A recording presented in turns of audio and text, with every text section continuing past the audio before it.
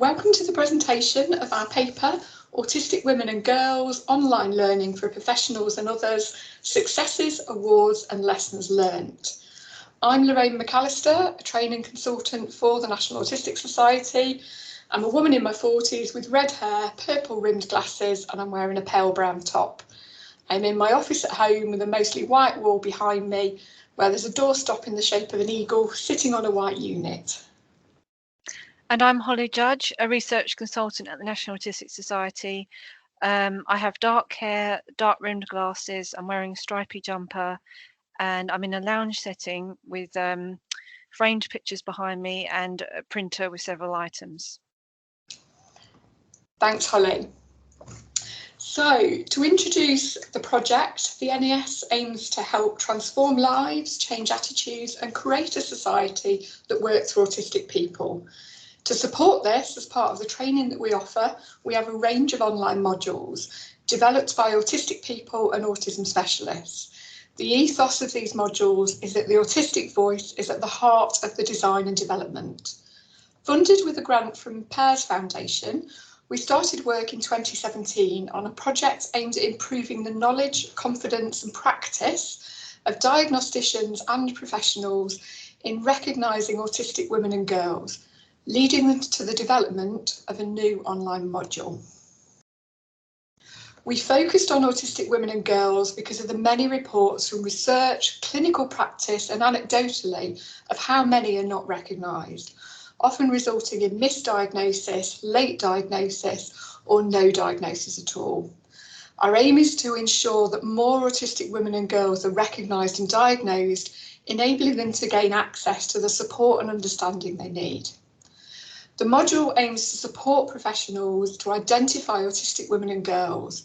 It's specifically aimed at diagnosticians, but was developed in such a way that it should be useful to anyone with an interest in autism, including autistic people, parents, carers, and a wide range of other professionals. In early 2017, we held a focus group with several autistic women. The feedback from these discussions helped format the development work on the module.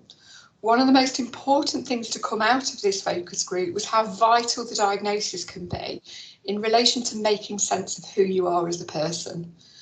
The information for the module was developed by Rachel Townsend and myself through a combination of collating feedback from the focus group, content from existing materials, knowledge and research, input from a team of autistic content writers, and filmed input from autistic women and clinicians.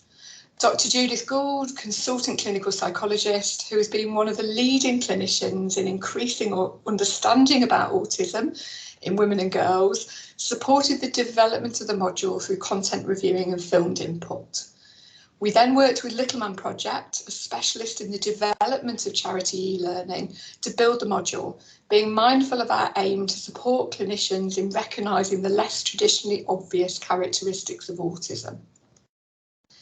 There were some strong themes that came through from the focus groups and content development.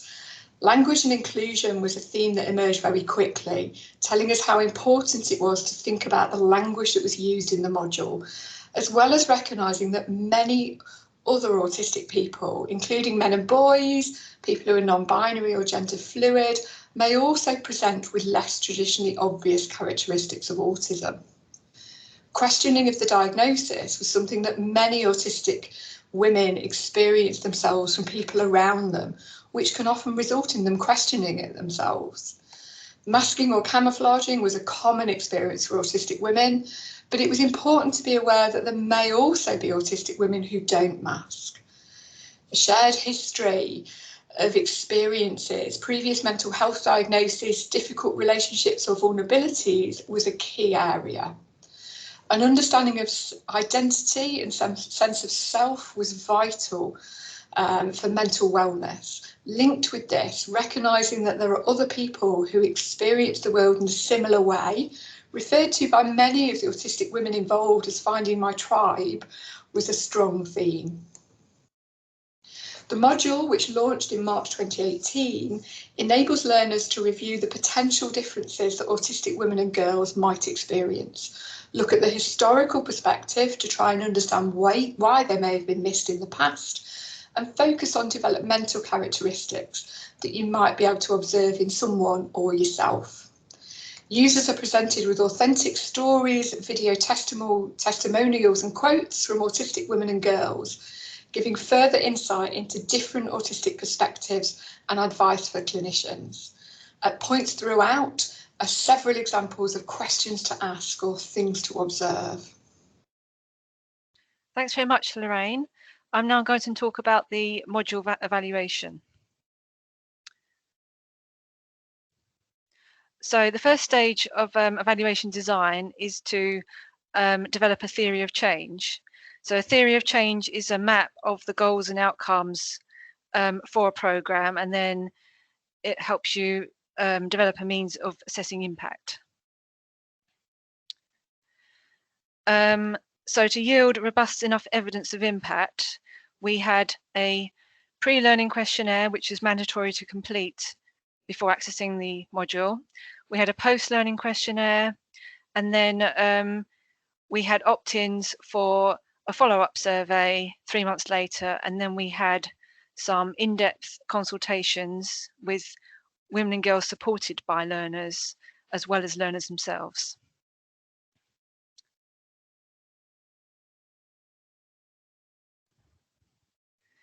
And the key elements of the theory of change were used to help inform the structure of our questionnaire tools and topic guides.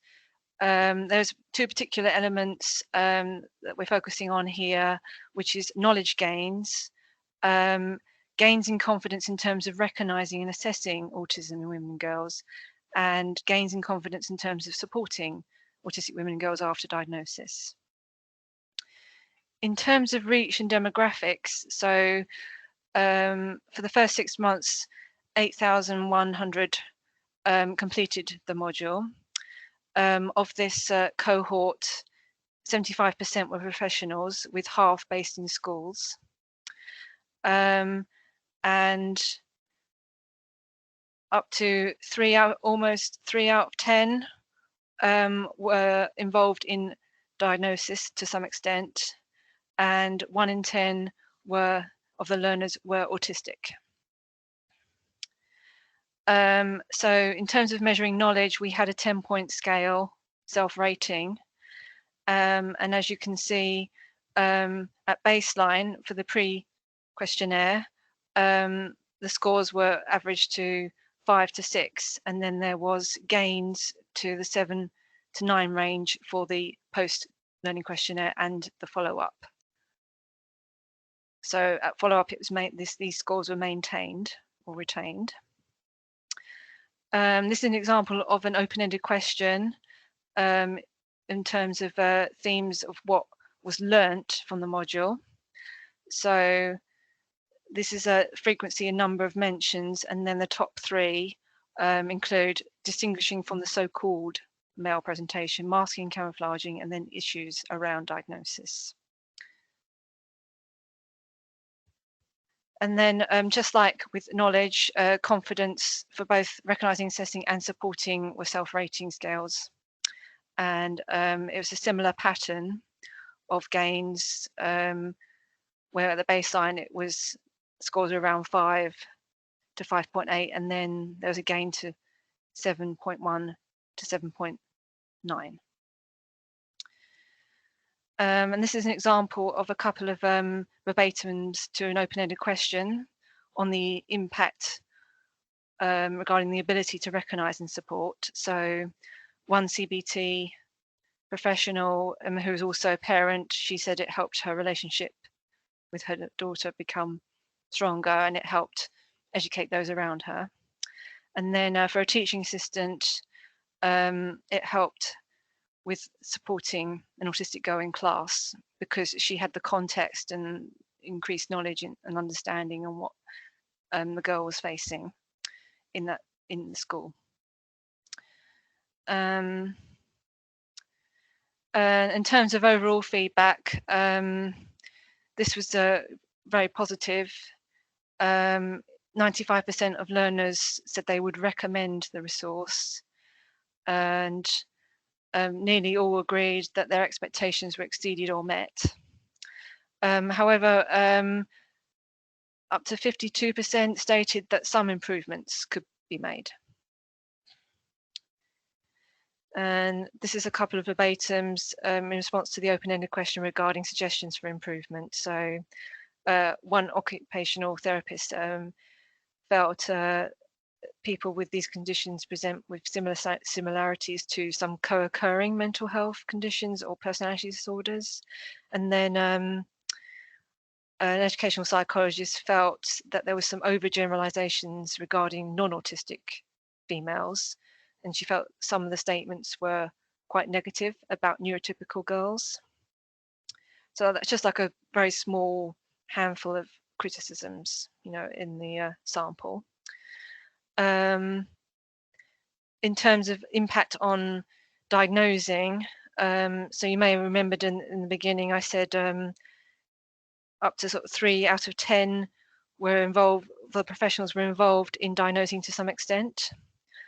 So, you know, overall, after completing the module, 20% of all learners report diagnosing more females.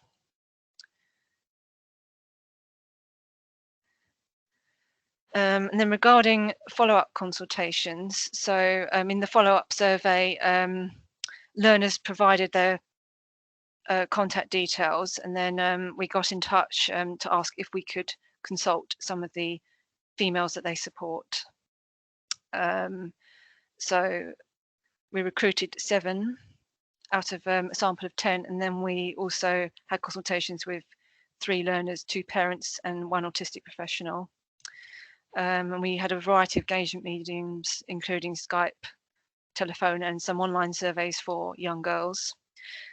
The topic guide of 5 questions, and the focus was mainly on the impact of increased understanding or just understanding of a learner on support, and also well-being, as well as application of knowledge for the 2 parents and autistic professional. And this is just a sample of some quotes from the consultations. So the one in the top left is from an autistic girl who's interviewed by Skype, and she says that she felt that the autistic tutor, who's on the right-hand side, understands that we need more time. She understands that we need more time to process things. And then the autistic tutor felt, as a learner, that the module opened things up in terms of looking at women and girls individually, rather than autism in general, as a gender-specific thing. And then with a parent, she felt the knowledge she gained worked as an icebreaker when discussing the possibility of her daughter being autistic.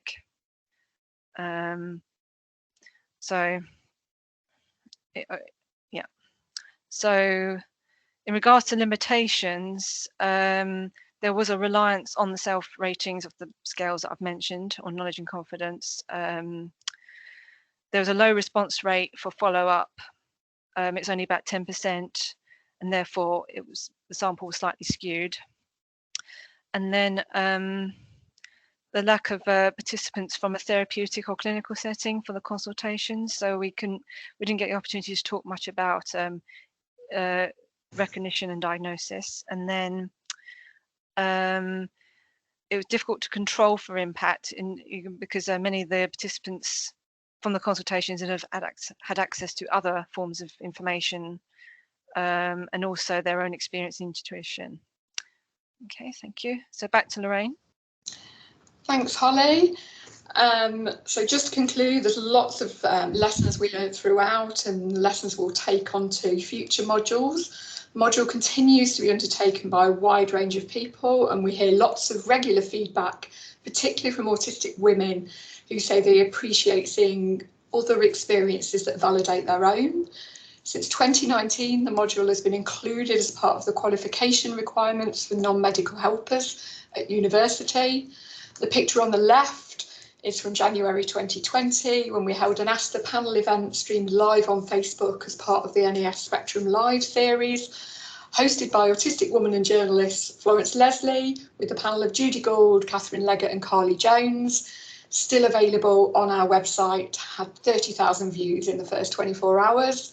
And finally, one of our proudest moments, the picture on the right, is from December 2019, showing Rachel Townsend and myself winning a gold award for Best Public Service Programme at the Training Journal Awards. Really proud to get that. So to conclude, working on this project has been a joy and a privilege that we are eternally grateful for.